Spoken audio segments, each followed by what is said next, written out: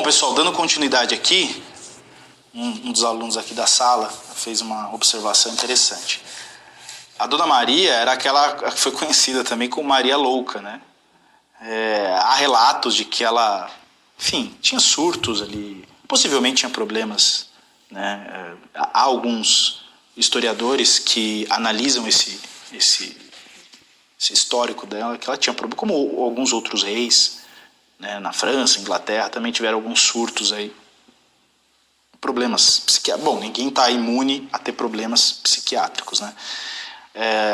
Não é uma coisa que passou a existir no século XX, né? Então, desde sempre. E ela tinha problemas, né? Enfim, há vários relatos em vários livros de alguns autores intelectuais que viviam na corte que relatam isso, que ela ficava gritando, falando coisas desconexas, enfim. Até aqui tem um autor, um filósofo brasileiro, ele é de esquerda, mas acho que vale a leitura aqui, como nós nos propusemos desde o curso 1.0, isso aqui não é um curso de direita, né? Isso é um curso de política que analisa todas as correntes e você que vai decidir qual corrente que você... Aliás, aqui tem autores de esquerda, né, que tem um viés de esquerda, e é você que vai definir, a partir das suas convicções, entendimentos, etc. Aqui não é um curso de opinião, portanto. Então tem um autor chamado, um filósofo muito bem conceituado entre aqueles que o estudam, que é o Leandro Mascaro. O Leandro Mascaro, ele fala, eu acho cômico, porque tem um sentido, né? Ele fala assim, olha, não dá para acreditar no absolutismo divino, ou seja, Deus escolhe o rei, então Deus escolheu aquela pessoa para ser o rei ou aquela pessoa para ser a rainha, porque ele fala assim, nós estaríamos diminuindo muito a capacidade de Deus, porque ele falou assim, olha, dentre várias pessoas no mundo inteligentes, com uma certa sanidade, ele escolheu Maria a louca, não é possível que ele errou tanto assim. Então, assim, do ponto de vista lógico, faz todo sentido, né? Pô, Deus vai escolher alguém com problema. Vamos escolher aqui uma pessoa que, sei lá, tem problemas de falar sozinha, dar surto, sair correndo. Porque dizem que ela sai correndo de roupa íntima, enfim, não dá para imaginar que Deus escolheria uma pessoa dessa para governar uma nação, né? Então eu acho essa parte muito cômica, mas tem aí obviamente uma crítica, né, à monarquia. Geralmente aqueles que se posicionam à esquerda não admitem em nenhuma hipótese a monarquia, ainda que ela seja constitucional, mas eu acho que essa crítica bem-humorada ela tem um sentido. Bom, dito isso, vamos lá. Conde de Linhares, que é o Rodrigo de Souza Coutinho, que é o Conde de Linhares, ele é nomeado ministro da Dona Maria, no lugar do Marquês de Pombal. Né? Que coisa curiosa, ele era afiliado do Marquês de Pombal. Né? Então, ele assume o lugar de Pombal, ele era um reformista, ele era um admirador do absolutismo ilustrado. Ele, aliás, dizia ser apaixonado pelo despotismo luminoso. O que é o despotismo luminoso? Despotismo luminoso é quando os interesses do déspota e o da nação são inseparáveis. Aí ele vai dizer, inclusive, que todos os vassalos são igualmente submetidos às leis. Inclusive ele vai dizer que o clero e a nobreza, e aqui é uma sacada do Conde de Linhares, que o clero e a nobreza, eles, em que pese os seus privilégios, porque lembre-se, nesse movimento aí da viradeira, o clero e a aristocracia voltam a ter uma certa interferência no Estado. Aí ele vai dizer o seguinte, olha, em que pese vocês tenham esses privilégios e outros, vocês estão submetidos às leis reais, tá? Que é essa ideia do despotismo luminoso. Tá? O Conde de Linhares também dizia o seguinte, o Império Português ele é um todo, que inclui Portugal e as suas colônias. Quando ele afirma isso, ele está dizendo, em última análise, que Portugal é fraco. Sozinho Portugal é fraco. E era mesmo. Portugal, se você olhar no mapa antigo, obviamente, você vai ver que ele estava rodeado ali de grandes nações. A mais atrasada de todas ali, e ainda assim estava à frente de Portugal, sei que aqui vai ter alguma divergência, era a Espanha. Então o medo do Conde de Linhares era Portugal fraco viraria alvo desses países. Poderia virar uma província da Espanha. O que ele não estava errado, não com relação à Espanha, mas ele não estava errado de ser um país fraco e em algum momento sofrer um perigo de invasão. O que aconteceu, vamos lembrar, daqui a pouco nós vamos chegar lá, na invasão de Napoleão Bonaparte. O que, aliás, fez com que a coroa de Portugal viesse para o Brasil. Tá? Bom, a independência, aí vamos entender como que esses jovens brasileiros foram parar em Portugal para estudar o reformismo ilustrado. Foi o seguinte: Conde de Linhares dizia assim, para nós, pensando em nação, afastarmos esses fantasmas aí da independência e secessão, porque era um fantasma, imagine, Portugal sem as colônias, colônias independentes ou as colônias pugnando aí a secessão. Então ele dizia, para nós afastarmos esses dois fantasmas, as reformas elas precisam ser feitas por homens inteligentes. O que ele estava dizendo? O que ele queria dizer com isso? Ele queria dizer o seguinte, nós precisamos pegar os intelectuais das colônias, trazer para Portugal e ensinar para eles o que é esse reformismo ilustrado, que é a ideia do absolutismo ilustrado. Tá?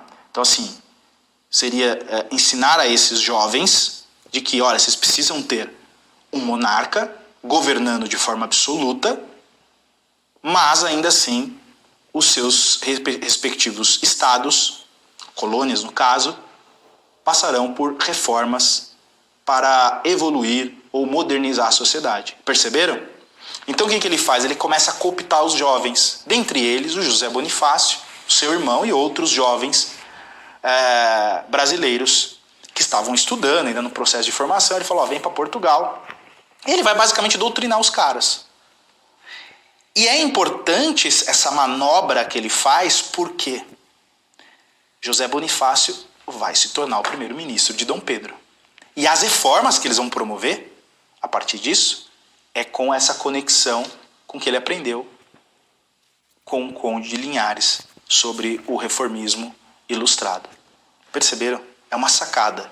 É aquela coisa de plantar uma semente para preservar a monarquia portuguesa. Porque no fim ele queria preservar isso. Ele queria, olha, nós somos um grande império, que tem Portugal, as colônias, só que quem precisa aceitar isso, que isso é verdadeiro, que isso é a razão do Estado, são aqueles que moram nas colônias, os homens inteligentes. É eles que vão promover essa reforma. Não dá para você pegar um português e, por exemplo, vir para o Brasil e determinar a reforma. Talvez o povo nativo não aceite.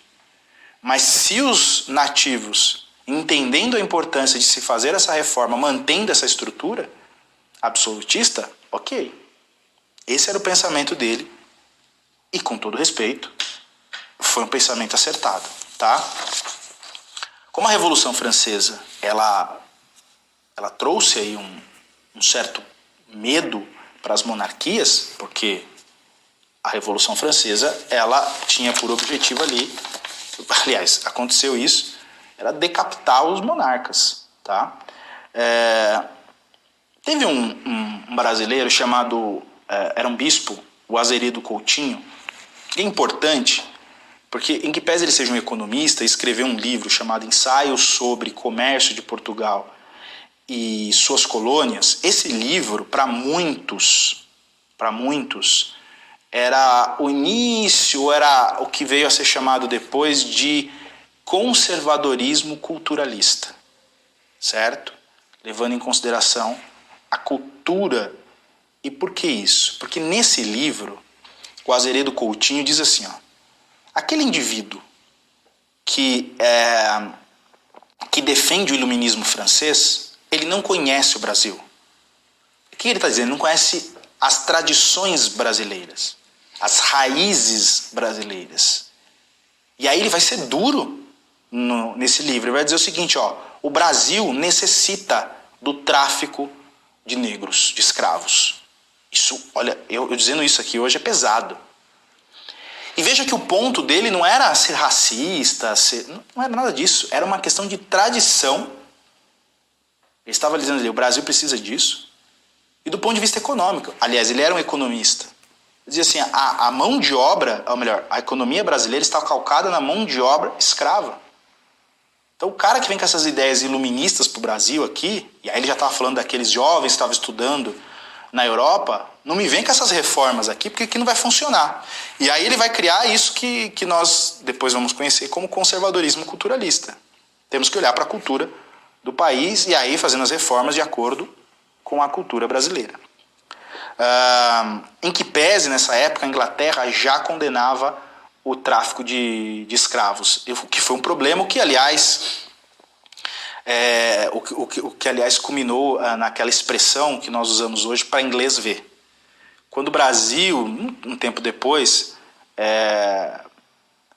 promove aqui uma lei contra o tráfico de negros, na verdade continuou o tráfico, mas era só para não criar um problema com a Inglaterra, porque o Brasil dependia muito da Inglaterra. Então, disse assim para a Inglaterra, aqui também está proibido o tráfico de negros, tudo bem? Tudo bem. Mas era só para inglês ver, né?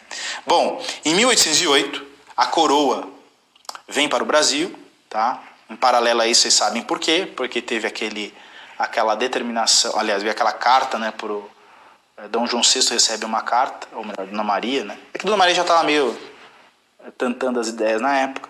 Então, o Dom João VI já tocava o governo português, recebe uma carta de Napoleão dizendo, olha, é o seguinte, nós vamos invadir, ou vocês se rendem ou a gente vai invadir aí, vamos tratorar Portugal. O que, aliás, no futuro, depois veio se confirmar que eles não iam fazer nada disso.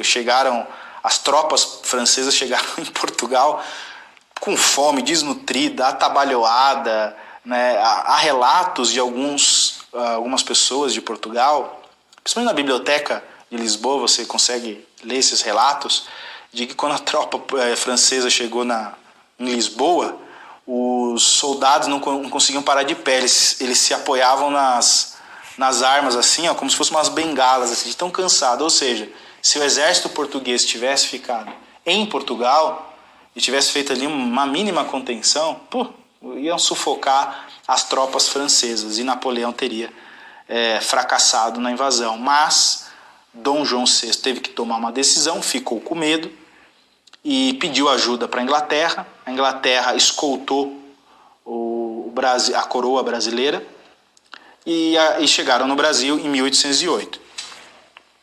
E com ela, com a coroa, também veio toda a máquina burocrática. Aliás, tem esse livro, é um livro jornalístico, mas ele é escrito por um jornalista, não é um livro de história, né, com metodologia de estudo histórico, mas vale a pena esse 1808.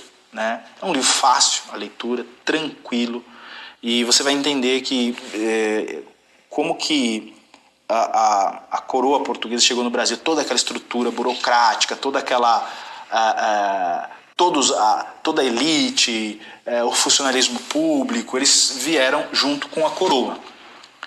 Bom, e aí com isso aumentou as capitanias no Brasil, mantendo a centralização no Rio de Janeiro. Outras coisas foram criadas, Museu Nacional, Jardim Botânico, enfim, começou a tentar modernizar um pouco o Brasil. Aliás, o Conde de Linhares, ele iria dizer, inclusive, ele disse, inclusive, que a monarquia portuguesa tinha que se mudar para o Brasil. E ali tem um ponto de vista estratégico. Ele dizia, olha, Portugal é um país muito frágil, muito fácil de ser atacado. O Brasil, como está muito longe, é um país maior, tem uma costa grande, provavelmente Portugal não vai ter inimigos. Então, seria interessante levar a monarquia portuguesa para o Brasil. Contudo, Dom João VI, quando chegou no Brasil, ele disse as seguintes palavras: olha, cheguei aqui para montar um novo império na América. Então ele falava em um novo império, levando em consideração que tinha o Império Português. Tá? Então ele não teve a intenção de trazer o Império português para cá, mas fundaram um novo império aqui. Bom, putz, molhei aqui. Bom, aí é o seguinte, o Brasil vivia um paradoxo curioso nesse momento. Era um Brasil muito rico, mas de uma cultura muito atrasada, muito parecido com o que foi Portugal lá quando eu iniciei a história do Marquês de Pombal. Veja que os problemas que Portugal tinha passado eram problemas muito parecidos com o que o Brasil estava passando, razão pela qual se dá início ao reformismo ilustrado, certo? Tal qual o de Portugal. A coroa começa a investir na burocracia brasileira, começa a investir naqueles jovens que foram estudar em Portugal, como por exemplo o José Bonifácio. Lembra que Conde Linhares disse que a reforma teria que ser feita por homens inteligentes? Então começa a investir nesses jovens. Reformismo ilustrado quer acabar com a escravidão. Então isso também é uma coisa interessante, né, da história. Então os conservadores queriam acabar com a escravidão. Fosse por uma questão humana, legal, e também por uma questão de nação. Ou seja, para se criar uma nação você precisa de povo, precisa de gente. E o Brasil, a maioria das pessoas do povo brasileiro era escravo. Então não tinha. Como que você vai mandar um escravo colocar lá uma farda, dar uma arma e defender as fronteiras? O escravo não vai fazer isso. No dia que você dá uma arma para ele, ele volta e mata o cara que estava escravizando ele. Então você tinha que libertar os escravos para que ele se tornasse um cidadão desse Estado Nacional que estava se criando, para, inclusive, defender, se fosse o caso, as fronteiras brasileiras. Paradoxo dessa história. Os liberais não queriam acabar com a escravidão. Os liberais tinham, aliás, várias explicações. Diziam, olha, isso vai dar instabilidade para o Estado de Direito, isso vai trazer um problema econômico. Então sempre tinha uma explicação ali. E, curiosamente, os conservadores, olha, que ironia, queriam acabar com a escravidão. Né? Bom, mas a escravidão se manteve. Tá? Em meio à criação desse Estado Nacional Brasileiro, teve uma revolução em Portugal. E aí foi o ponto. Dom João VI teve que voltar para Portugal. Ele foi intimado a voltar para Portugal, porque ele tinha que assumir o império. Lembra? Ele disse, quando chegou ao Brasil, que estava fundando um novo império. Diferente daquilo que Conde Linhares tinha sugerido, olha, leva o império português para o Brasil, tinha um império lá. Napoleão tinha perdido a guerra, Napoleão estava derrotado, Portugal estava às traças, precisava do imperador. E o imperador era Dom João VI. O que Dom João VI fez? Nomeou Dom Pedro I como regente. Tá? Só que teve um problema nessa história. Tem quantos minutos ainda aí, produção? Temos ainda... Tá. Tinha um problema aí nessa história. O problema é o seguinte. Dom João VI, para se manter no poder aqui no Brasil e para ter adesão das capitanias, e aliás muitas delas foram criadas a partir da chegada da coroa, ou da burocracia, Dom João nomeou vários governantes para essas capitanias. E esses governantes, eles não viam em Dom Pedro I, o monarca, eles não reconheciam o seu poder. Eles reconheciam o poder de Dom João. Então eles queriam ficar submetidos à monarquia portuguesa, ou seja, a Dom João VI. Eles não reconheciam Dom Pedro. Bom, resumo da ópera. Dom Pedro era regente apenas do Rio de Janeiro. Não tinha mais ninguém o considerava um monarca. Esse foi um grande problema. Bom, eis que surge lá atrás aquele jovem que foi preparado justamente para esse momento. José Bonifácio. José Bonifácio aparece e começa a articular com duas grandes capitanias à época, São Paulo e Minas Gerais, para aderirem a Dom Pedro I. E ele consegue. Bom, e com isso ele vira primeiro-ministro de Dom Pedro I. Certo?